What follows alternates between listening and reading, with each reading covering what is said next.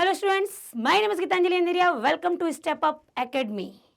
गांव, अगर हम गाना गाते हैं ना, ये देश है वीर जवानों का, तो अगर हम कहते हैं ये गांव है वीर जवानों का, ये गांव है भारतवासी का, क्योंकि भारत जो है ना वो गांव का देश है, इसे गांव का देश कहा जाता है। भारत में बहुत अधिक गांव हैं, बहुत सारे और बड़े ही सुंदर होते हैं गांव। वहाँ पर लहलहाते हैं सरसों के खेत, वहाँ पर खड़े जो फूलों की भी खेती होती है तो फूलों की क्यारियाँ, वहाँ खड़े गन्ने के खेत कितने सुंदर लगते हैं। गन्ने के नाम से तो मुंह में पानी आ गया। और सरसों के खेत देखकर एक वो मूवी भी याद आ जाती है ना, सरसों के खेत में जो मूवी में गाना था। अब मैं नहीं बताऊंगी मूवी का नाम, वो आप ही सोच लीजिएगा, मेरे दिमाग में तो आ गया पर मैं नहीं बताना चाहती, आप समझ गए होंगे। तो आगे बढ़ते, क्यों मैं ऐसी बातें कर रही हूँ? अरे मैं गांव को पढ़ने वाली हूँ भाई, मैं पढ़ने वाली हूँ। जी हाँ, आप कहेंगे मैम आप पढ़ने वाली हूँ, तो यहाँ तो मैं हूँ, आप वहाँ हैं, तो मैं पढ़ रही हूँ, आप भी पढ़ रहे हैं। यस, मैं पढ़ा रही हूँ। तो यहाँ पर हम ग्राम श्री, श्री देखिए, श्री एक पर्यायवाची है लक्ष्मी जी का, देवी का श्री। तो ग्राम श्री, कहीं ना कहीं ग्राम की लक्ष्मी की बात की जा रही है, ग्राम की गांव की उस संपदा की बात की जा रही है, उस देव्यात्मा की बात की जा रही है। तो गांव कहीं ना कहीं, गांव में लक्ष्मी का ही निवास है, क्योंकि गांव से ही तो हम पनपे हुए हैं। यदि गांव ना हो, यदि किसान ना हो, तो कौन सा व्यापार चल जाए, आप बताइए मुझे। गांव में जब जब खेती आती है, जब मतलब अच्छे खेत लहलहाते हैं, अच्छी खेती आती है, तो हम कहते हैं कि हमारा व्यापार भी चल पड़ा। तो भाई, हम कोई भी व्यापार कर रहे हैं, हम कृषि प्रधान ही हैं, किसानों के साथ ही हम जुड़े हुए हैं। तो ग्राम श्री कहीं ना कहीं ये गांव, देखिए जरा, मैं तो गांव के चित्र देखकर ही मोहित हो जाती हूँ। गांव में जाना तो जा पाते हैं, नहीं जा पाते हैं, या फिर देखिए जरा क्या दृश्य होता है। कोई धुआं नहीं दिख रहा है, कोई पर्यावरण ऐसा प्रदूषित नहीं दिख रहा है, हरियाली है, गाय है, और बच्चे भी खेल रहे हैं, चारों तरफ खेत हैं, सुंदर सुंदर पहाड़ है, क्या कुछ नहीं है। तो ग्राम श्री, यही तो गांव की श्री है, गांव की लक्ष्मी है। तो ग्राम श्री हमारे कक्षा 9वीं के विद्यार्थियों के लिए ये पाठ है, पाठ 13 है ये, और ये हमारा पद्य खंड का पाठ है। सबसे पहले हम कवि परिचय देते हैं, किस कवि ने इतना सौंदर्य यहाँ पर दिखाया है। तो यहाँ के कवि हैं सुमित्रानंदन पंत जी। जी हाँ, सुमित्रानंदन पंत को तो जो होते हैं वो पृथ्वी के मतलब सुकुमार कवि कहे जाते हैं, प्रकृति के सुकुमार कवि कहलाने वाले सुमित्रानंदन पंत का जन्म सन 1900 में उत्तरांचल के अल्मोड़ा जिले के कौशानी गांव में हुआ था। उनकी उनकी प्रारंभिक शिक्षा अल्मोड़ा में तथा उच्च शिक्षा बनारस और इलाहाबाद में हुई। अल्मोड़ा में हुई उनकी प्रारंभिक शिक्षा शुरुआती, और जो उच्च शिक्षा थी वो बनारस और इलाहाबाद में हुई। बचपन में ही काव्य रचना में ये रुचि रखती थी। देखिए, जिसका जो गुण होता है, कई बार बचपन, कहते हैं ना, पूत के पैर पालने में दिखते हैं, ये कहावत है, पूत के पैर पालने में दिखना। तो किस प्रकार का पूत मतलब पुत्र है, कहीं ना कहीं बचपन में ही उसके गुण छलक जाते हैं। तो बचपन में ही काव्य रचना में ये रुचि रखते थे। महात्मा गांधी के विचारों से प्रभावित होकर उन्होंने कॉलेज छोड़ दिया। वे छायावाद के प्रमुख स्तंभों में से एक थे, जिन्होंने 1916 से लेकर 1977 तक, 1916 से 1977 तक साहित्य सेवा में मतलब उन्होंने साहित्य सेवा की, मतलब साहित्य में अपना योगदान दिया। उनका निधन हो गया 1997, मतलब जब तक उन्होंने दिया ना, उसी साल उनका निधन भी हो गया। 1977 में ही उनकी मृत्यु भी हो गई। तो वहां तक उन्होंने दिया, लेकिन उसी साल में उनकी मृत्यु भी हुई। तो आगे हम देखते हैं, हम इनका परिचय। पंत जी ने गद्य पद्य दोनों में ही अपनी लेखनी चलाई है। उन्होंने गद्य रचनाएं भी की, उन्होंने पद्य रचनाएं भी की हैं। उनकी कृतियां कुछ इस प्रकार हैं: काव्य वीणा, ग्रंथि, पल्लव, गुंजन, स्वर्ण किरण, स्वर्ण धूलि, युगांत, ग्राम, लोकायतन और चिदंबरा, ये इनकी रचनाएं हैं। नाटक इनके हैं रजत रश्मि, शिल्पी और ज्योत्सना। उपन्यास भी लिखा हुआ, और इनका उपन्यास का नाम है हार, ये इनका उपन्यास है। तो ये लेखक जो हैं, जिनको सुकुमार कवि कहा जाता है, प्रकृति का सुकुमार कवि, यदि कभी आपसे पूछ लिया जाए एमसीक्यू में भी कि सुकुमार कवि किसको कहा गया है, तो वो सुमित्रानंदन पंत जी हैं। प्रकृति का इतना सुंदर इन्होंने सुकुमारिता के साथ वर्णन किया है। आगे देखते हैं इनकी साहित्यिक विशेषताएं क्या है। पंत प्रकृति प्रेमी हैं, मानवतावादी हैं, संवेदनशील हैं, प्रकृति और मनुष्य के अंतरंग संबंधों को इन्होंने पहचान रखने वाले कवि हैं, कि प्रकृति और मानव को किस तरह जोड़कर ये इनको जोड़ना आता है, यूं कहें हम तो। प्रकृति चित्रण में वे अद्वितीय हैं। अद्वितीय कौन होता है? जिसके सामने या जिसके समान कोई दूसरा ना हो। तो ये प्रकृति सौंदर्य का जो वर्णन करते हैं, प्रकृति की सुंदरता का, उसमें ये अद्वितीय कवि हैं। उन्होंने आधुनिक हिंदी कविता को एक नवीन अभिव्यंजना पद्धति एवं काव्य भाषा से समृद्ध किया है। आधुनिक जो काव्य शैली है उसमें कुछ नवीनता लेकर आए हैं पंत जी। तो ये प्रकृति की सुंदरता बताने वाले प्रकृति प्रेमी कवि हैं, मानवतावादी हैं, संवेदनशील हैं, प्रकृति और मनुष्य में संबंध बनाना इनको आता है। और इनकी भाषा शैली है प्रकृति प्रेमी कवि पंत की भाषा खड़ी बोली है, जिसमें मधुरता है, सरसता है। उनके काव्य में संस्कृत शब्दों की भी प्रधानता है। तत्सम शब्द तो इन्होंने लिए ही हैं, तद्भव तो लिए ही है, खड़ी बोली का प्रयोग किया है, किंतु तत्सम संस्कृत भाषा के भी शब्द लिए हैं। इन्होंने अपनी रचना में अलंकारों का प्रयोग किया है, भरपूर प्रयोग किया है। ऐसा नहीं इक्का दुक्का मिले, बहुत जगह अलंकार मिले हुए हैं। इनकी जो भाषा सौंदर्यता है, जिसके कारण, अलंकारों के कारण इनकी भाषा की सुंदरता बढ़ गई है। तो तत्सम तद्भव शब्दों का प्रयोग है। अब यहाँ से कविता परिचय है। गांव का दृश्य तो मैं इधर ना ही देखूं तो बेहतर होगा, नहीं तो मेरा मन यहीं लग जाएगा देखने के लिए। आप भी इतना ज़्यादा मत देखिएगा, क्योंकि ये भी सुनना है, क्योंकि ये जो हमें चित्र दिखता है ये मन मोह लेते हैं। कविता परिचय है ग्रामश्री की। ग्रामश्री नामक कविता में पंत ने गांव की प्राकृतिक सुषमा मतलब प्राकृतिक सुंदरता और गांव की समृद्धि का मनोहारी वर्णन किया है। इसमें खेतों लहलहाती फसलें, खेतों में जो फसलें लहलहाती हैं, फल फूलों से लदी डालियां, फलों से लदी डालियां, फूलों के वृक्ष हैं तो फूलों से लदी हुई डालियां, बाग बगीचों में नाना प्रकार के मतलब विभिन्न प्रकार के सुंदर फूल, उन पर मंडराती हुई तितलियां, यमुना तट की रंगीन रेत, पानी में क्रीड़ा खेलते हुए पक्षी आदि का ऐसा सजीव चित्रण किया है कि इनका बिंब मतलब इसका जो प्रतिबिंब कहना चाहिए हमारी आंखों के सामने साकार होता है।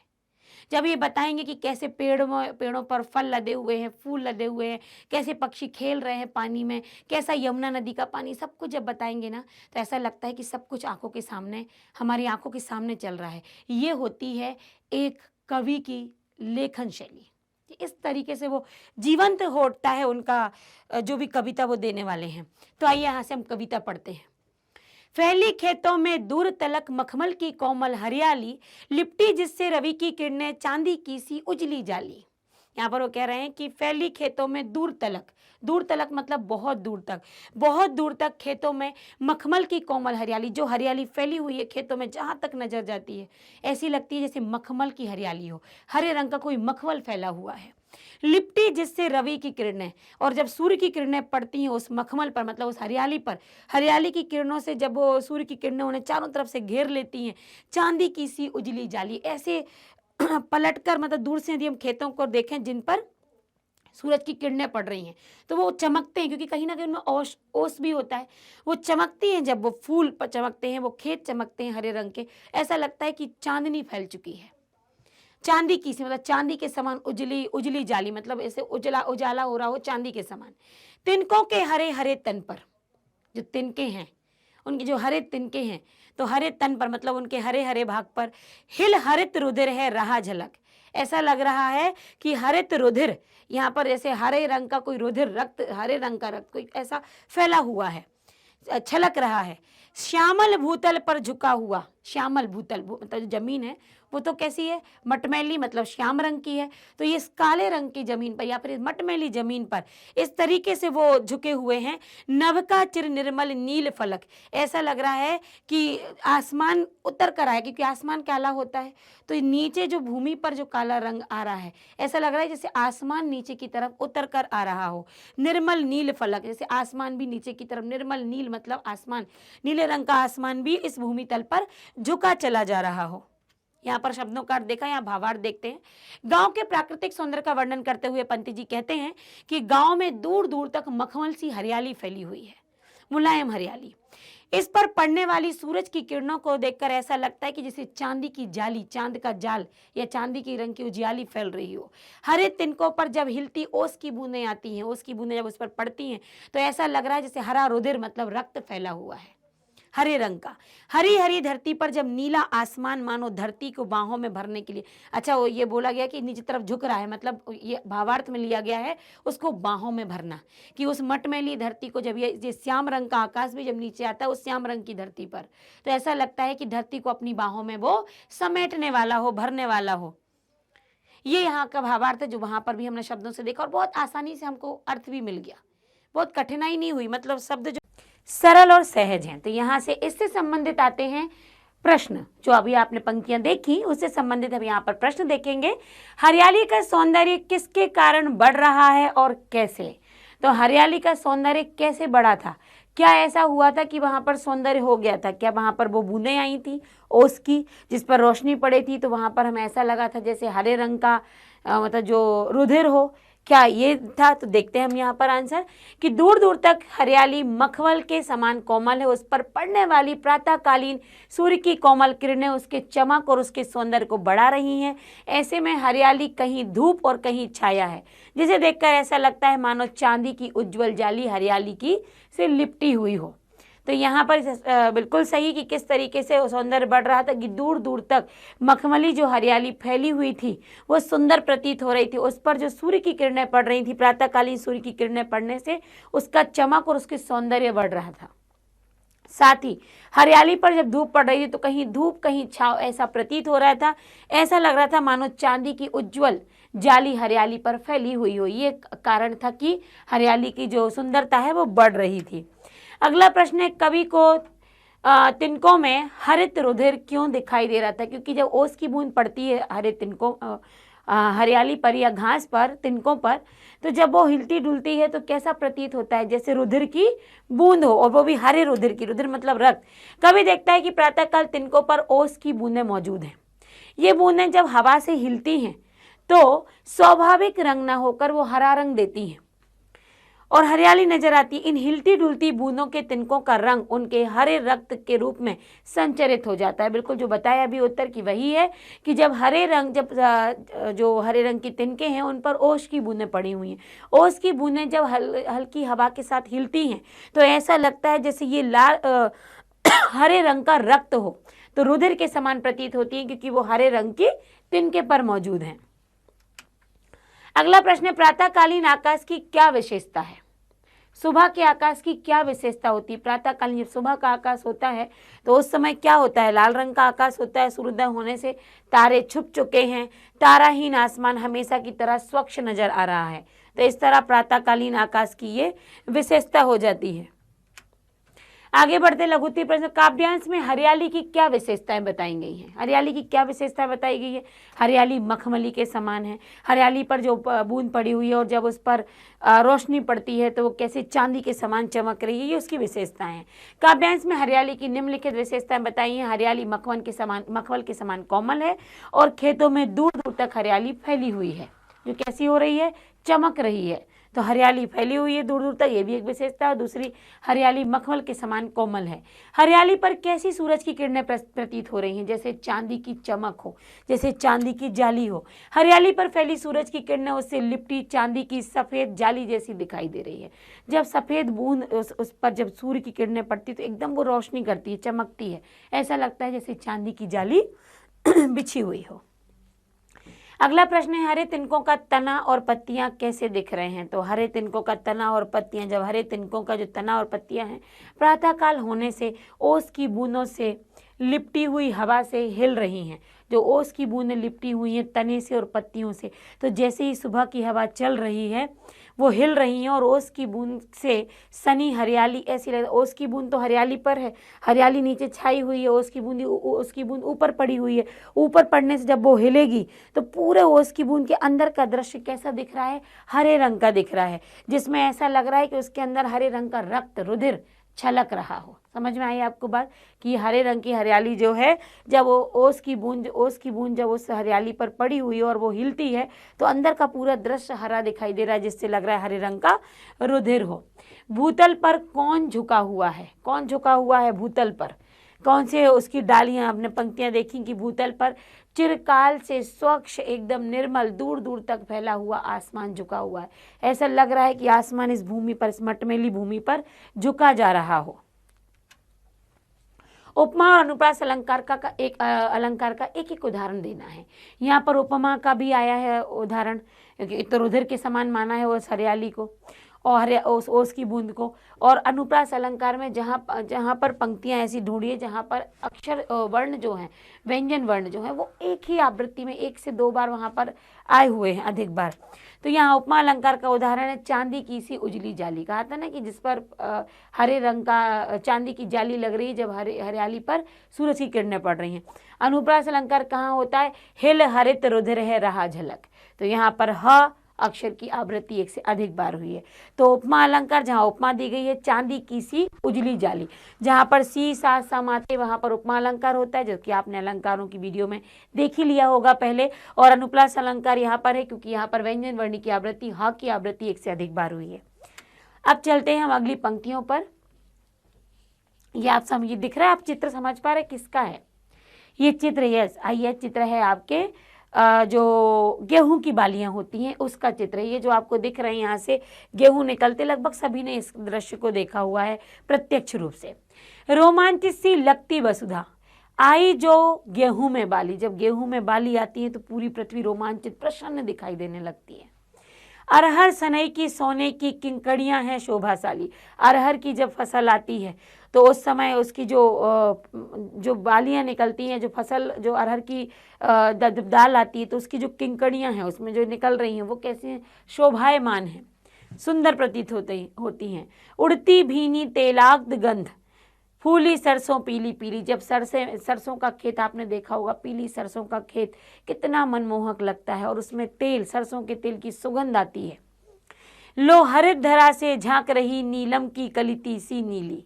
वो कह रहे हैं कि हरी धरा से, मतलब जब पृथ्वी पूरी हरी हो चुकी है अपने घास से, उस समय भी कुछ नीली नीली नीलम की कली खिल रही है और उसमें से नीला रूप झांक रहा है, हरियाली में से, हरे रंग में से नीला रंग भी झांक रहा है। ये तो आपने ये प्रकृति और फसलों की सुंदरता बताई है जो हमने शाब्दिक रूप में देखी है। आगे इसका भावार्थ है, गांव के सौंदर्य को देखकर ऐसा लगता है कि पृथ्वी प्रसन्नता से, रोमांच से भर गई है। उसके रोमांच को प्रदर्शित करने के लिए जौ और गेहूं के पौधों में बालियां निकल आई हैं। उसमें लिखा था ना कि गेहूं की बालियां आई हैं तो पृथ्वी रोमांचित हो रही है। अरहर और सनई की जब पौधों की बालियां आती हैं, उस पर जो फलियां लगी हुई हैं वो ऐसा लग रहा है जैसे करधनी में घुंघरुओं की तरह सुशोभित होती है। करधनी कमर में पहनने वाला एक आभूषण होता है और जब ये बच्चे पहनते हैं ना तो उसकी करधनी में घुंघरू, कई बार बिल्कुल जो महिलाएं पहनती हैं उनकी करधनों में भी छोटे छोटे घुंघरू लगे होते हैं। तो वो बालियां ऐसी प्रतीत हो रही हैं, वो फलियां जैसे कि घुंघरू लगे हुए हों। चारों ओर सरसों के फूल हैं जिनसे सरसों के तेल की सुगंध आ रही है। इसी समय घी भरी धरती से अलसी की नीलम सी कली और नीले नीले फूल निकलने लगते हैं। तो जो ये धरती जो पूरे तेल की सुगंध से भरी हुई है उसमें से नीले रंग के भी फूल निकलते हैं। जब क्या आती है? अलसी आती है, नीलम सी कली उसमें नीले रंग की निकलती है। तो हरे रंग की पृथ्वी पर से वो नीले रंग की एक बाली फूट पड़ती है जो कि बड़ी ही मनमोहक लगती है। जहाँ पर भावार्थ देखा। अब इससे संबंधित प्रश्न, वसुधा रोमांचित सी क्यों लग रही है? क्योंकि उसमें जौ और गेहूं की फलियां, गेहूं की मतलब बालियां आ चुकी हैं। तो धरती पर इस समय गेहूं और जौ की बालियां आ गई हैं। अरहर और सनई के पौधों की फलियां आ गई हैं जो हवा की किंकड़ियों के समान मधुर ध्वनि उत्पन्न कर रही हैं। जब ये हिल रही हैं ना, आपस में टकरा रही हैं तो झनझन की आवाज कर रही हैं जैसे कि कोई करधनी पहने हुए चल रहा हो। पीली सरसों के वातावरण में पूरा माहौल कैसा हो चुका है? तेलीय गंधपूर्ण हो गया है। अपना ऐसा सौंदर्य देखकर वसुधा रोमांचित हो रही है कि देखो, एक तरफ जौ और गेहूं की बालियां लगी हुई हैं, एक तरफ सनई और अरहर की फलियों से पूरा वातावरण ध्वनिपूर्ण हो रहा है और साथ ही पीली सरसों के वातावरण से पूरा जो वातावरण है उसमें सरसों की सुगंध फैल चुकी है। इससे पृथ्वी कैसी हो रही है? वसुधा रोमांचित हो रही है, प्रसन्न हो रही है। काव्यांश से प्रकृति के कौन से तत्व मानवीय क्रियाएं करते हुए से प्रतीत हो रहे हैं? तो किसको बोला? किंकड़ियां करधनी के समान। तो अरहर और सनई की जो फलियां हैं। काव्यांश में धरती और अलसी मानवीय क्रियाएं प्रतीत कर रही है। जैसे धरती अपने सौंदर्य से अभिभूत होकर प्रसन्न हो रही है। इसके अलावा जो पौधे पर, जो अलसी के पौधों पर जो नीली कलियां आ गई हैं, वो भी उन्हें देखने से ऐसा लगता है जैसे वे धरती के सौंदर्य बढ़ा रही हों। तो जो अलसी की फलियां बताई हुई हैं और साथ में जो वो भी बताए हुए थे सनई के पौधों की, तो ये क्या हो रहा, करधनी के समान, तो इन पर मानवीकरण आ रहा है। अगला प्रश्न है, सरसों का वातावरण पर क्या प्रभाव पड़ा। जब सरसों के पौधे उगे, जब सरसों की बालियां निकली हैं, सरसों के फूल आए, तो उस पर वातावरण कैसा हो गया, तेल की गंध से युक्त हो गया। इस समय धरती पर सरसों के पीले पीले फूल दिखाई दे रहे हैं और सरसों के पीले फूलों से तेलीय गंध निकलकर वातावरण को सुंदर और मादक बना रही है। तो ये वातावरण में प्रभाव हुआ कि चारों तरफ तेल की सुगंध फैल चुकी। अगला प्रश्न है, धरती का सौंदर्य किन कारणों से बढ़ गया। तो क्यों बढ़ गया था धरती का सौंदर्य भाई, उस पर सवई के जौ और गेहूं की फलियां आ गई थी और सबई और अरहर की भी फलियां आई हुई थी। तो खेतों में गेहूं और जौ में बालियां आ गई थी, अरहर और सनई में फलियां, सरसों में पीले फूल और अलसी में कलियां आ गई थी, इसलिए धरती का सौंदर्य बढ़ गया था। तो वहाँ जो जिससे सौंदर्य बढ़ा है, रोमांचित हुई है, वो तीनों चारों फसलों के बारे में लिखना है। यहाँ किंकड़ियाँ किन्हें कहा गया है और क्यों। तो किंकड़ियाँ किनको कहा गया था, जो अलसी की बालियां हुई थी उनमें जो आवाज आ रही थी, नीले रंग की जो तासी की हुई थी। तो यहाँ सनई और अरहर में जो बालियां, जो फलियां आई थी, बालियां तो गेहूं की, अरहर और सनई में जो फलियां आई थी, उन फलियों को किंकड़ियाँ कहा गया है, क्योंकि हवा के चलने से ये थिरकती थी, बजती थी, ध्वनि आती थी। तीसी के पौधों का सौंदर्य कैसा है। तो तीसी के पौधों में क्या होता है, नीले रंग का एक वहां से कली निकल आती है, जिसकी ये कलियां नीलम नामक रत्न का आभास करा रही है। मतलब हरे रंग की पृथ्वी से इस तीसी के पौधे से नीले रंग की कली निकल पड़ती है, तो जिससे सौंदर्य बढ़ जाता है। समझ आए दोनों प्रश्न। आगे बढ़ते हैं, काव्यांश में किस भाषा का प्रयोग हुआ है। तो आप बताइए कि काव्यांश में किस भाषा का, खड़ी बोली आई है कि तत्सम शब्द आए हैं। तो यहाँ पर खड़ी बोली का भी प्रयोग हुआ है और तत्सम शब्दों का मतलब संस्कृत के शब्दों का भी प्रयोग हुआ है। तो खड़ी बोली और तत्सम शब्द के प्रयोग हुआ है। यहाँ पर समझ गए किंकड़ियाँ क्या है। तो किंकड़ियाँ अरहर और सनई की फलियाँ हैं, जो हवा के चलने से हिलती हैं और आवाज़ आती है। तीसी के जो फसल है या तीसी का जो पौधा है, वहाँ से नीले रंग की कली फूट पड़ी है, जो कि नीलम का रत्न की तरह सुंदर लग रही है, और खड़ी बोली और तत्सम शब्द का प्रयोग है। अगली पंक्तियां हैं, फूल और यहाँ तितली दिख रही है, कुछ उसी से संबंधित है। रंग रंग के फूलों में रिलमिल हंस रही सखियां मटर खड़ी। यह रंग बिरंगे फूल लगे हुए हैं खेतों में, और वहीं पर मटर की फलियां निकल आई हैं, जो उन फूलों को देखकर, उन रंग बिरंगे फूलों को देखकर हंस रही हैं। साथ में और क्यों हंस रही हैं, मखमली पेटियों सी लटकी छीमियाँ छिपाए बीज लड़ी। मतलब यहाँ पर छीमियाँ जो बात की गई है, वहाँ जो मखमली पेटियां लगी हुई हैं, छिपाए बीज लड़ी, मतलब अपने अंदर जो बीज, मटर के जो अंदर बीज हैं और जो बैगनी रंग के वहाँ पर निकले हुए हैं। फिरती है रंग रंग की तितली रंग रंग के फूलों पर सुंदर। रंग बिरंगी तितलियां इधर उधर जाकर रंग बिरंगे फूलों पर बैठ रही हैं, घूम रही हैं। फूले फिरते हैं फूल स्वयं, मतलब फूल खुद में घमंड में चूर हैं, खुद फूल रहे हैं, प्रसन्न हो रहे हैं, क्योंकि उन पर तितलियां हैं।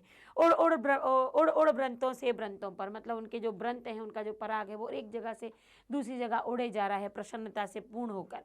तो इस शाब्दिक अर्थ के साथ हम भावार्थ देख, कवि कहता है खेतों में रंग बिरंगे के फूल खिलौटे हैं, वहीं बगल में खेत के बैगनी सफ़ेद फूलों वाली मटर को देखकर लगता है जैसे मटर सखियां हंस रही हैं। मटर की फलियों को देखकर लगता है कि वे मखमली पेटियों में किसी रत्न को छुपाए हुए हैं। बैगनी रंग का जो लगे हुए हैं मटर, तो मटर की फलियां हैं और अंदर मोती हैं। मटर की फलियां, ऊपर मखमली फली है और उसका पूरा क्या है, एक कवर है, और अंदर मटर के जो मटर अंदर है उस कवर के अंदर तो क्या बोला गया है उसको, कि मखमली पेटियों में किसी रत्न को छिपाए हुए हैं। कभी कहता है खेतों में रंग बिरंगे फूल हैं और बगल के खेत में ही जो बैगनी सफ़ेद फूलों वाली मटर को देखकर लगता है जैसे मटर की सखियां साथ साथ हंस रही हैं, और उस मटर की फलियों को देखकर ऐसा प्रतीत होता है कि मखमली पेटियों में किसी रत्न को छुपा रखा है। चारों रंग बिरंगे फूल खिले हैं, जिन पर रंग बिरंगी तितलियां उड़ रही हैं। उनको देखकर ऐसा लगता है मानो फूल ही उड़ उड़कर व्रंतों पर जा रहे हैं, मतलब उनका पराग की बात की गई, एक जगह से दूसरी ओर उड़ते हुए जा रहे हैं। वो इतने प्रसन्न है, फूल अपने आप में ही फूल कर। देखिए कितना सुंदर यहाँ पर दृश्य दिखाई दे रहा है। अगला इससे संबंधित प्रश्न है कि मटर में आई छीमियों की तुलना किससे की गई है और क्यों। तो मटर में आई छीमियों की तुलना किससे की गई है, मखमली पेटी में छिपे हुए किसी रत्न से की गई है। मटर के पौधों में हरी हरी छीमियां आ गई है, जिसमें अनेक बीज छुपे हुए हैं। तो इन छीमियों की तुलना मखमली पेटियों से की गई है, और छीमियां जो मखमल के समान ही कोमल हैं, तथा बीज की जो बात की गई है, जो अंदर फल है, वो उसकी रत्न संज्ञा दी गई है, जैसे कोई रत्न हो।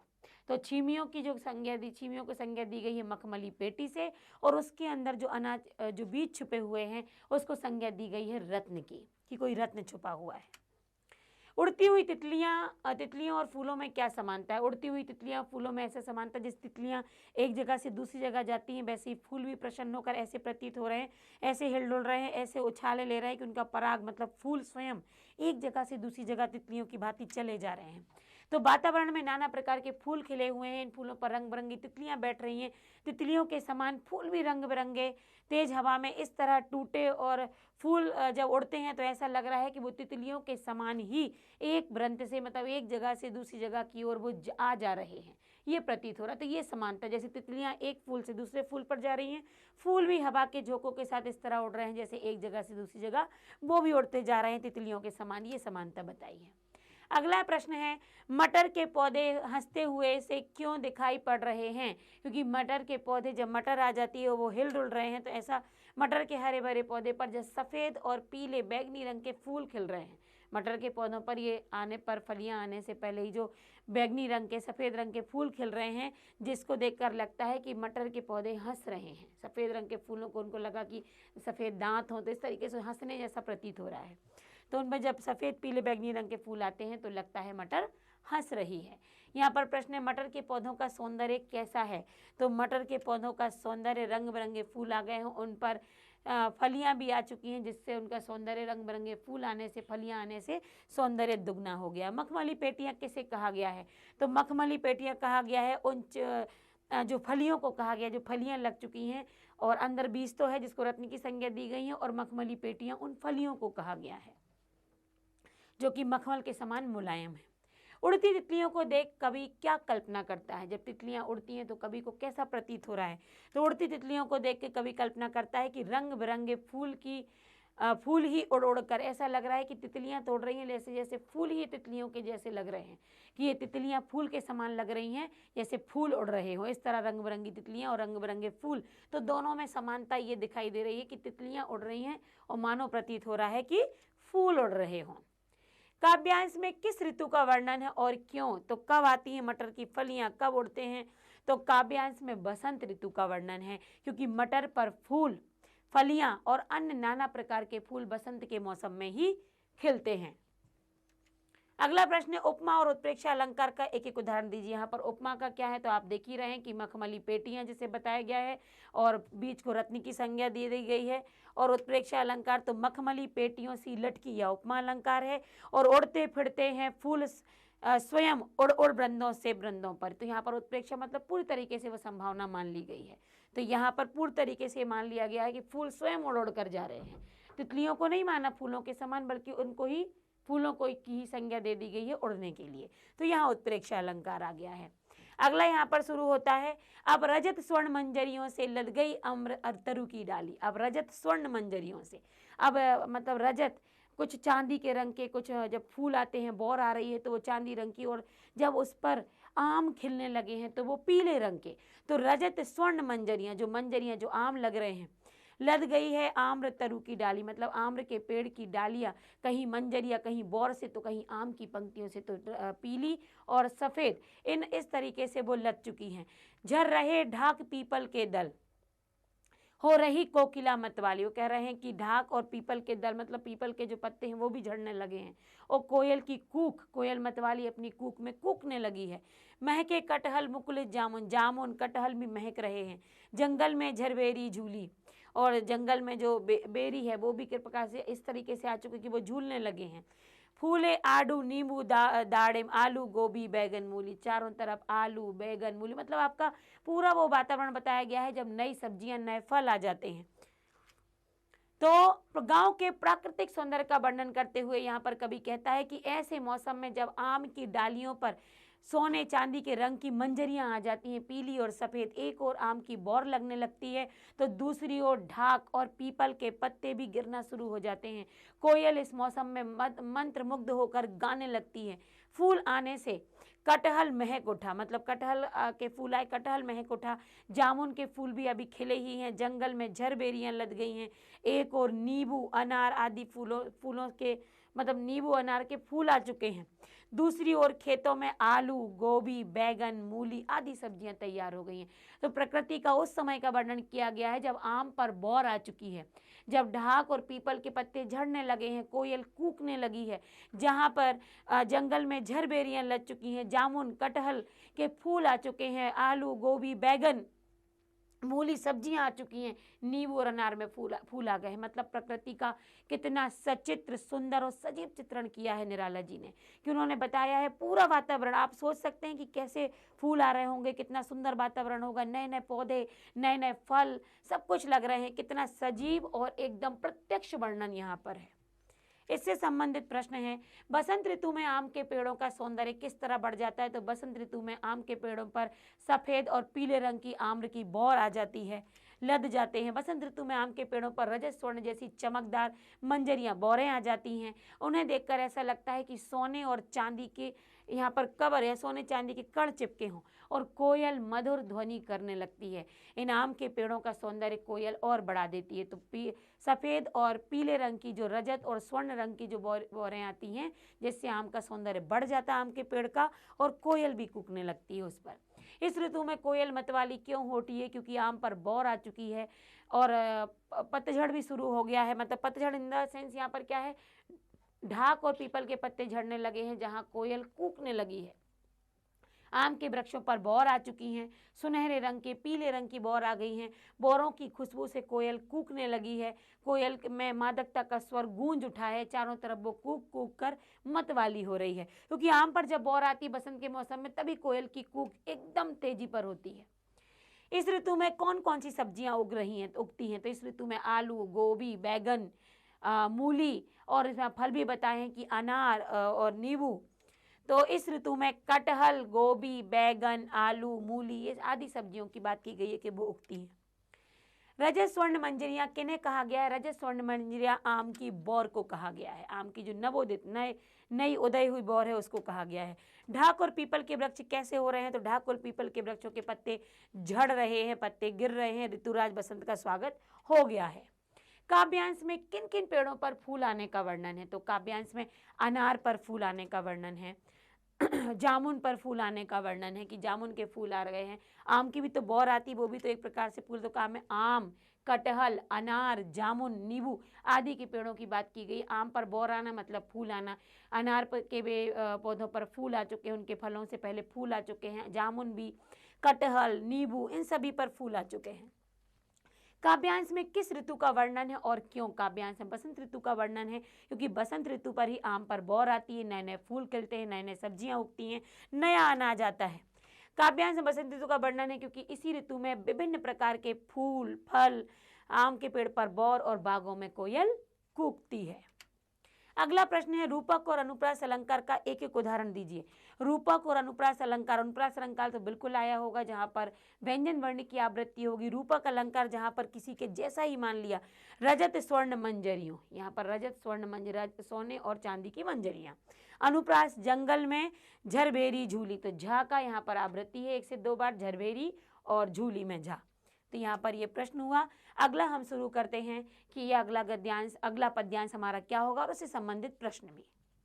तो पढ़ते हैं, पीले मीठे अमरूदों में अब लाल लाल चित्तियां पड़ी। अब यहाँ पर जो मौसम आ गया तो अब पीले मीठे अमरूद आ गए हैं, लाल लाल चित्तियां पड़ चुकी हैं, मतलब लाल लाल रंग के कुछ चित्तियां, दाग लग चुके हैं उस पर। पक गए सुनहले मधुर बेर, अब बेरों का भी लोगों को बड़ा स्वाद होता है, तो बेर भी पक चुके हैं। अमली से तरु की डाल जड़ी, आंवली का और के पेड़ की भी जो डाल है वो भी हर तरीके से जड़ चुकी है, मतलब आंवले भी आ चुके हैं। अब लह लह पालक मह मह धनिया, चारों तरफ पालक लहलहा रही है, पालक आ चुकी, कितना सुंदर लगता होगा पालक का खेत। और धनिया की महक मीठी मीठी मंद, मतलब मीठी मीठी, मतलब धनिया की जो खुशबू होती है वो अजब ही होती है, एकदम ही मंत्र मुग्ध हो जाते हैं और उसे खाने का मन करता है कि किसी भी ऐसे मसाले में से डाल दो बस। क्योंकि धनिया जब नई नई निकलती है, उसे खेत में आप पहुंच जाओ तो वो तो बखान करना ही मुश्किल है। लौकी और सैम फली, लौकी भी आ चुकी है, सैम की फलियां आ चुकी हैं। फैली मखमली टमाटर हुए लाल, मतलब जो सैम की फलियां हैं मखमली रूप से फैल चुकी हैं, टमाटर भी लाल हो गए हैं। मिर्चों की बड़ी हरी भरी थैली, और मिर्चें भी अब लंबी लंबी हरी भरी हो चुकी हैं। आप देख रहे हैं फलों का और सब्जियों का वर्णन हो चुका है कि अब ये पूरी तरीके से पक चुके हैं। अब देखते हैं इसका भावार्थ। कभी कहता है कि अमरूद पककर पीले हो रहे हैं, मीठे हो रहे हैं, उन पर लाल लाल धब्बे आ चुके हैं। बेर पक रह गए हैं, सुनहरे हो रहे हैं, मीठे हो गए हैं। आंवले की डालियों पर छोटे छोटे फल जड़े हुए हैं, ऐसा लग रहा है जब वो आंवले लटक रहे हैं जैसे कोई फलों को जड़ दिया हो। खेतों में हरी भरी पाला, आप देखिए आंवले को जड़ दिए से याद है, आप क्रिसमस ट्री को बनाते तो छोटे छोटे वहाँ पर गोल गोल गोल लटकाते, ऐसे ही लगता है कि जैसे आंवले के पेड़ पर जब आंवले लटकते हैं तो यहाँ पर हरी भरी पालक आ चुकी है, धनिये की मंद खुशबू महकने लगी है, लौकी और सेम की लताएं फैल गई हैं, टमाटर लाल रंग के मखमली हो चुके हैं, मिर्च के पेड़ भी अब मिर्चों के गुच्छों से बड़ी सी थैली के जैसे, जैसे मिर्चों के गुच्छे लटक रहे ना, तो थैली के समान वो प्रतीत हो रहे हैं। अब इससे संबंधित प्रश्न है, काव्यांश में किन फलों का उल्लेख है? तो काव्यांश में अमरूद का उल्लेख है। साथ ही काव्यांश में बेर का उल्लेख है, बेर भी पक चुके हैं, अमरूद भी आ चुके हैं। और उनमें क्या परिवर्तन हुआ है? तो जब अमरूद पीले हो चुके हैं, पीले रंग के उसमें चित्ते आ चुके हैं, दाग लग चुके हैं, साथ ही जो बेर हैं वो भी सुनहरे और मीठे हो चुके हैं। आंवला का जो फल है वो भी छोटे छोटे रूपों में जड़ चुका है। तो काव्यांश में अमरूद, बेर और आंवला के पकने की बात की गई है। इसमें फल तक के मतलब जो कल तक के जो कच्चे अमरूद थे अब वो पक चुके हैं, पीले रंग के हो चुके हैं, पीले रंग के चित्तियाँ उसमें धब्बे पड़ चुके हैं। जो बेर हैं वो भी सुनहरे और मीठे हो गए हैं, साथ ही आंवले के भी फल निकल आए हैं। अगला प्रश्न है, आंवले की पेड़ की सुंदरता किस तरह बढ़ गई है? आंवले के पेड़ पर जब आंवले लटक रहे हैं तो ऐसा लग रहा है कि वो जड़े हुए हैं। बसंत ऋतु में आंवले का पेड़ छोटे छोटे फलों से लद जाता है। उनकी पतली पतली जो डालियों पर आंवले के छोटे छोटे फल ऐसे दिखाई दे रहे हैं जैसे मानो किसी फल को उन पर जड़ दिया गया हो, मढ़ दिया गया हो, ऐसा प्रतीत हो रहा है। अगला प्रश्न है, मिर्ची थैली जैसी क्यों दिख रही है? तो मिर्ची में थैली जैसी क्यों? क्योंकि जब मिर्चियां लगती हैं ना, लंबी लंबी होती हैं तो वो उनका गुच्छा थैली के जैसा लगता है। और साथ ही जब शिमला मिर्च जैसी मिर्चियां हों तो वही है कि मिर्चों के पेड़ पर मिर्चें यूं लटक रही हैं मानो वे बड़ी बड़ी थैली हों। ये तीखी सिरखे ना होकर सब्जी वाली हरी और बड़ी शिमला मिर्ची की बात यहाँ पर हो रही है कि ये जब होती हैं तो थैले के आकार की लगती हैं। इस ऋतु में अमरूद कैसे हो गए? यहाँ पर ये प्रश्न है कि अमरूद पर लाल रंग के हो चुके हैं, यहाँ पीले रंग के पक्कर हो गए और लाल रंग की उस पर चित्तियाँ पड़ने लगी हैं। अगला प्रश्न है, बेर के फल में क्या बदलाव आया? बेर के फल मीठे सुनहरे हो चुके हैं, पक्कर सुनहरे रंग के हो गए और उनकी मिठास बढ़ गई है। अगला प्रश्न, टमाटर के किन विशेषणों का प्रयोग किया गया? तो टमाटर को यहाँ पर मखमली बोला गया है। मखमली और लाल, मखमली और लाल दो विशेषण का प्रयोग हुआ है। अगला प्रश्न है, काव्यांश में किन सब्जियों का उल्लेख हुआ है? तो काव्यांश में मिर्ची का हुआ है, टमाटर का उल्लेख हुआ है, साथ ही लौकी, पालक, धनिया का भी प्रयोग, धनिया, टमाटर, मिर्ची, शिमला मिर्च, इनका यहाँ पर इन सब्जियों का यहाँ पर वर्णन किया गया है। सेम का, लौकी का, पालक का, धनिया का, टमाटर का और शिमला मिर्च का। काव्यांश में किस भाषा का प्रयोग है? तो काव्यांश में आप बताइए कि कौन सी भाषा? तत्सम युक्त खड़ी बोली, कहीं कहीं है तत्सम शब्दों का प्रयोग और खड़ी बोली का भी प्रयोग किया गया है। साथ ही इसका अगला चलते हैं हम, बालू के सांपों से अंकित गंगा की सतरंगी रेती, सुंदर लगती सरपत छाई। अब यहाँ पर देखिए, जब विभिन्न प्रकार की और बालू के सांपों से अंकित मतलब जो रेत है, अब रेत में जो उगने वाली वो हैं, गंगा की सतरंगी, यहाँ पर गंगा के किनारे की बात की गई है कि सतरंगी रेत गंगा की, सुंदर लगती सरपत छाई तट पर तरबूजों, जब तरबूजों की जब खेती होती, तरबूजों की जहाँ खेती हुई है वहाँ जिस पानी का, जिस नदी का वर्णन किया जा रहा है और जिस रेत के साथ इनका वो उगाई होती है। तो अंगुली की कंघी से बगुले कलगी संवारते हैं कोई, तो यहाँ पर ऐसा प्रतीत हो रहा है जैसे जब हम तरबूज करते ना, तरबूज में जो लाइनें आती हैं, तो यहाँ पर ऐसा लग रहा है कि जैसे उस पर अपनी जो बगुले हैं वो जब कंघी करते तो अपना सवार रहे हों अपने बालों को, ऐसा लग रहा है उसकी धारें। तिरते जल में सुरखाब, पुलिन पर मगरोठी रहती सोई, ऐसा लगता है तैरते जल में, जो जल में तैर रहा हो सुरखाब और साथ में मगरोटी रहती सोई, जैसे पुलों पर किनारे पर मगरोटी सोई हुई है। अब यहाँ पर देखिए अर्थ में, कभी कहता है कि गंगा की सतरंगी रेत पर जब टेढ़ी मेढ़ी लकीरें देखकर ऐसा लगता है जैसे सांपों के आने जाने से बन, गंगा के किनारे टेढ़ी मेढ़ी लकीरें, ऐसा लगता है सांप ऐसे से चलते ना वैसी लकीरें हों। नदी के किनारों पर तरबूजों की खेती तथा सरपत से बनाई गई झोपड़ियां सुंदर लग रही हैं। इन्हें अपने बालों में कंघी कर रहे हो। बहते पानी में ऐसा लग रहा है, ऐसी ऐसी जो वो तरबूज की खेती है, तरबूज पर जो लाइनें उकेर उकेर उकर आती हैं, इनको कहेंगे। ऐसा लगता है जैसे यहाँ पर कंघी की हुए बगलों ने। साथ ही रेतीली किनारों पर मगरोठी नामक व्रजों की रखवाली करने के लिए जो बनाया गया है, पानी में खड़े बगुले अपने सिर को खुजला रहे, देखकर लगता है कि वह सोया हुआ है। यहाँ पर ये पूरा वर्णन है किसका, यहाँ पर फलों का वर्णन कर दिया, ऋतुओं का वर्णन कर दिया, सब्जियों का वर्णन कर दिया। अब यहाँ पर गंगा नदी के किनारे का भी वर्णन किया है कि रेत किस तरह लहराती हुई है, कैसे यहाँ पर तरबूजों की खेती होती है, कैसे यहाँ पर बगुले पानी के किनारे पर बैठे हुए हैं और वो ऐसा लग रहा है कि सोए रहे हैं, किस तरफ सुरखाब के पंखों की बात, इस तरह सारा वर्णन इन पंक्तियों में किया गया है। इससे संबंधित प्रश्न है, काव्यांश से वर्णित पक्षी उनकी क्रियाओं का अपने शब्दों में वर्णन किए, तो पक्षी कौन सा। तो पक्षी देखिए, अब इसमें पक्षी तो 2-3 प्रकार के यहाँ पर लिए ही गए थे। अब इसके और कौन से वर्णन थे, क्या वर्णन है, तो गंगा के किनारे तरबूजों की खेती जो कि बात की गई थी पद्यांश में, और तालाब में तैरते हुए पक्षी गांव के सौंदर्य में 4 चांद लगाते हैं। जो कि तरबूजों की खेती जो हो रही गंगा के किनारे, और साथ में जो पक्षी है तालाबों में, वो क्या कर रहे हैं, गाँव में 4 चांद लगा रहे हैं। साथ ही हरा भरा गाँव पन्ना मरकत के समान सुंदर है जो सबका मन हर रहा है। तो काव्यांश वर्णित पक्षी उनकी क्रियाओं का, तो पक्षी ये हैं को किस तरीके से उनका वर्णन है, तो यहाँ पर वही पक्षियों के बारे में बताया गया है कि वो कैसे सरोवर में रहकर सुंदरता बढ़ाते हैं।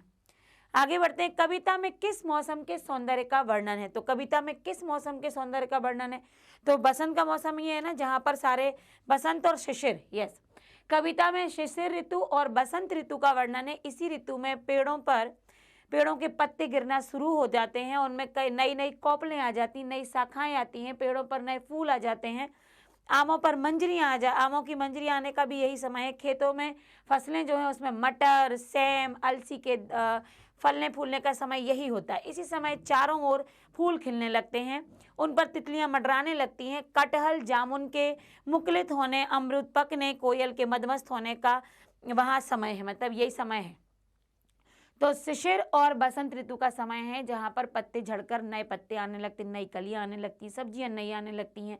यहाँ पर अलसी के फूल फूलने लगते हैं, कोयल मतवाली हो जाती है। तो यहाँ पर इन 2 ऋतुओं का वर्णन किया गया है। आगे बढ़ते हैं, गांव को मरकत डिब्बे सा खुला क्यों कहा गया है। तो गांव को मरकत के डिब्बे के साथ खुला इसलिए कहा गया है क्योंकि गांव में आम, नीम, जामुन, महुआ आदि के पेड़, खेतों में कई प्रकार की फसलें लहरा रही हैं। सारा गांव हरा भरा हो चुका है, दूर से देखने पर मरकत जैसा लगता है। जगह जगह पर खिले रंग बिरंगे फूल, उन पर उड़ती तितलियां, सूरज की गुनगुनी धूप से निखरता सौंदर्य इस हरितिमा में चमक पैदा करके और चमकदार बना देता है। गांव हरा भरा दिखाई देने लगता है, इसलिए उसे मरकत के खुले डिब्बे सा बोला गया। मतलब चारों तरफ हरियाली है, नई सब्जियां आ चुकी हैं, नए फूल आ चुके हैं, तितलियां मंडराने लगी हैं, हरियाली है, हरियाली पर धूप जा रही है तो चांदी के समान लग रही है। इस तरह मरकत के खुले डिब्बे के समान ये दिखाई दे रहा है पूरा गांव। अगला प्रश्न है, अरहर और सनई के खेत कवि को कैसे दिखाई पड़ रहे हैं। तो अरहर के खेतों में और सनई के खेतों में क्या था, फलियां आने पर जब हवा चलती है तो उन फलियों से वैसी ही आवाज, हल्की आवाज सुनाई देती है जैसी करधनी में घुंघरू होते हैं, बोला था ना इसमें। इसे सुनकर कवि को लगता है कि धरती ने अपनी कमर पर करधनी, जो कमर पर एक पहनने वाला जो आभूषण होता है उसको करधनी कहते हैं, तो करधनी बांध रखी है तथा उस करधनी में जो घुंघरू लगे हुए हैं तो उन फलियों की छन छन वैसे ही एक दूसरे के हिलने से और साथ में टकराने से, हवा के चलने से फलियां आपस में टकराती हैं तो वैसे ही आवाज आ रही है। मानवीकरण किया गया है जैसे प्रकृति ने अपनी करधन पर, धरती ने अपनी करधन पर कमर पर करधन बांध ली हुई जिसमें घुंघरू लगे हुए हैं। सनई और अरहर की फलियां इस धरती की कमर में बंधे कंकड़ियों के समान शोभायमान है। तो यह मानवीकरण का प्रयोग है, इस तरह इसकी सुंदरता को बताया गया है। अब भाव स्पष्ट करना है कि बालू के सांपों से अंकित गंगा की सतरंगी रेती, तो गंगा में जो रेत में जो लहरिया जैसी बनी हुई है, उस समय ऐसा लग रहा है कि कोई सांप वहां से निकल कर आया है। गंगा नदी के किनारे फैली हुई रेत पर जब सूर्य की किरणें पड़ती हैं तो वह चमक उठती हैं, रंग बिरंगी रेत दिखने लगती है। पानी की लहरों और हवा के कारण टेढ़ी मेढ़ी रेखाएं जो पड़ जाती हैं, उस समय ऐसा लगता है कोई सांप यहाँ से रेंगने से ये चिन्ह बने हैं। तो गंगा के किनारे जो रेत है, रेत पर जब धूप पड़ती है तो वो चमकने लगती है, और गंगा के लहर के साथ जो पानी के साथ जो टेढ़ा मेढ़ा रास्ता बन गया है रेत पर, ऐसा लगता है कि सांप यहाँ से निकल कर गए हैं। ये सुंदरता यहाँ पर वर्णित की है, कुछ यहाँ पर उपमा दी हुई है। भाव स्पष्ट कीजिए। हंसमुख हरियाली है मातब सुख से अलसाए से सोए। यहाँ पर हरियाली की, प्रकृति पर जो हरियाली छाई हुई है, तो हरियाली पर जब सर्दी की धूप पड़ती है तो धूप के पड़ने से ऐसा लग रहा है कि वो हंस रही है, वो हरियाली प्रसन्न हो रही है।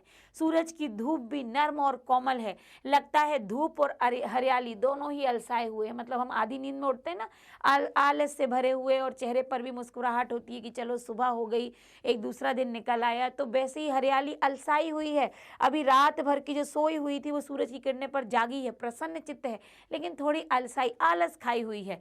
तो धूप भी वैसी ही आई है और हरियाली भी वैसी ही है। अगला है, कौन सा अलंकार है बताना है। तिनकों के हरे हरे तन पर हिल हरित रुधिर है रहा झलक। तो यहाँ पर अनुप्रास अलंकार तो है ही, हिल हरित रुधिर, और दूसरा यहाँ पर सॉरी हिल हरित में रा की भी आवृत्ति है, तो रुधिर है रहा झलक, राकी और हा की आवृत्ति से अनुप्रास अलंकार है। हरे हरे बोल दिया है तो पुनरुक्ति अलंकार है। हरित रुधिर का यहाँ पर हरे रंग के रक्त की बात की गई है, तो विरोधाभास भी है, क्योंकि रक्त तो हरा रंग का होता नहीं है। और यहाँ पर तिनकों पर ये रुधिर है, तो यहाँ मानवीकरण अलंकार का भी प्रयोग हुआ है। रूपक और मानवीकरण, तो कितने अलंकार आए हैं। हरे हरे आ जाने से पुनरुक्ति, हिल हरित से अनुप्रास, रुधिर जो आया है यहाँ विरोधाभास, फिर तिनकों के हरे हरे तन पर ये मानवीकरण, और रूपक अलंकार का भी प्रयोग है। तो इस तरह यहाँ पर 4 अलंकार, यहाँ पर एक अनुप्रास, पुनरुक्ति, 5 अलंकार आए हुए हैं। 1 2 3 4 5 अलंकारों का प्रयोग यहाँ पर हुआ है। आगे, इस कविता में जिस गांव का चित्रण हुआ है वह भारत के किस भूभाग पर स्थित है। आप बताइए किस गांव का चित्रण यहाँ पर हुआ। इस कविता में गंगा के किनारे विस्तृत मैदानी किसी गांव का वर्णन है। गंगा के किनारे की बात की गई है, मतलब गंगा के किनारे कोई फैला हुआ गांव है जिसकी चर्चा यहाँ पर की जा रही है। रचना और अभिव्यक्ति पर भाव और भाषा की दृष्टि से आपको यह कविता कैसी लगी, उसका वर्णन अपने शब्दों में कीजिए। तो भाव और भाषा की दृष्टि से कविता रोचक भी है, प्राकृतिक सौंदर्य का वर्णन है, समृद्धि के साथ वर्णन है, प्रकृति प्रेम स्पष्ट रूप से दिखाया गया है, प्रकृति की सुंदरता स्पष्ट रूप से दिखाई गई है, मौसम का वर्णन भी, और मौसम के आधार पर जो फसलें हैं वो भी स्पष्ट रूप से वर्णित है। कई प्रकार की फसलों का, फूलों का वर्णन किया गया है। यहाँ जो भाषा का प्रयोग है वो बड़ी ही मधुर भाषा है, सरल है, लेकिन तत्सम शब्दों का भी कहीं कहीं प्रयोग है, खड़ी बोली का भी प्रयोग हुआ है। भाषा सरल है, मधुर है, प्रभावमयी है, उपमा, रूपक, अनुप्रास, पुनरुक्ति जैसे शब्दों का प्रयोग हुआ है, उत्प्रेक्षा अलंकार का भी प्रयोग हुआ है, मानवीकरण का भी प्रयोग हुआ है। तो यहाँ पर ऊपर भाव आ गए कि किस तरह का भाव दिया गया है, प्रकृति का सौंदर्यकरण का, और नीचे भाषा की तत्सम खड़ी बोली का प्रयोग है, अलंकारों का प्रयोग है। भाषा सरल, प्रभावमयी भाषा है। आप जहाँ रहते हो उस इलाके के किसी मौसम के सौंदर्य को कविता या गद्य में वर्णित कीजिए। वैसे तो ये आपका काम है कि आप कर लीजिए। यदि यहाँ पर दिया है कि मैं उत्तरी दिल्ली, यहाँ पर कोई रहने वाला होगा जिसने अपनी वातावरण का वर्णन किया है कि वहाँ का कैसा माहौल है, कैसे वहाँ पर क्षेत्र है, किस तरीके की मिट्टी है, कैसा वातावरण है, तो ये उसका वर्णन है। लेकिन ये प्रश्न तो विद्यार्थियों के लिए कि आप अपने क्षेत्र का बताइए कि आप किस तरीके से इसको वर्णित करेंगे। वहाँ का तापमान, वहाँ का एरिया, वहाँ की भूमि, वहाँ के फल फूल, किस तरह की खेती, ये सारा वर्णन। इसलिए इसको तो आप पढ़ लीजिए, ठीक है, लेकिन इसके आधार पर आपको लिखना है, इसलिए मैं इसे नहीं पढ़ूंगी। आप अपना भी लिखिए कि आप किस क्षेत्र से हैं। और यहाँ पर हमारा पाठ समाप्त हुआ। वो होमवर्क आपको करना है, अपने क्षेत्र का वर्णन करना है। तो पाठ में आपने कितनी सुंदरता और फसलों के बारे में, फूलों और सब्जियों के बारे में जाना, कितना अच्छा और बड़ा मधुर लगा, कानों को भी अच्छा लगा और आंखों पर भी वो, अरे ये सब्जियां ताजी ताजी हमें दिख रही हैं, वसंत की ऋतु में आई हुई। तो पाठ को आपने यहाँ पढ़ा। ये कक्षा 9वीं का ग्रामश्री पाठ है जो कि पूर्ण हो चुका है। तो हम हमारे पूर्णता की तरफ जाते जा रहे हैं। हमारा कोर्स जल्दी ही समाप्ति पर है, क्योंकि आप अब तैयारी करेंगे हम अपने एग्जाम की। तो पाठ आप चैनल से जुड़े रहिएगा तो आपको सभी पाठों का नोटिफिकेशन मिलता रहेगा। आप लिंक पर क्लिक करते जाइए, आपको पता लगेगा कि कौन सा पाठ है, कितनी आप ज़रूरत है और कितनी तैयारी करनी है। जहाँ भी है क्लिक कीजिए, फिर से सुनिए, फिर उसे दोबारा सुनिए। ऐसा आप करते रहिएगा और ये तभी होगा जब आप चैनल से जुड़े रहिए। और उसको लाइक, सब्सक्राइब और शेयर करना मत भूलिए, क्योंकि यह आपके मित्रों के लिए भी बहुत ही आवश्यक है कि वो भी आपके साथ पढ़ें और बढ़ें। Thank you.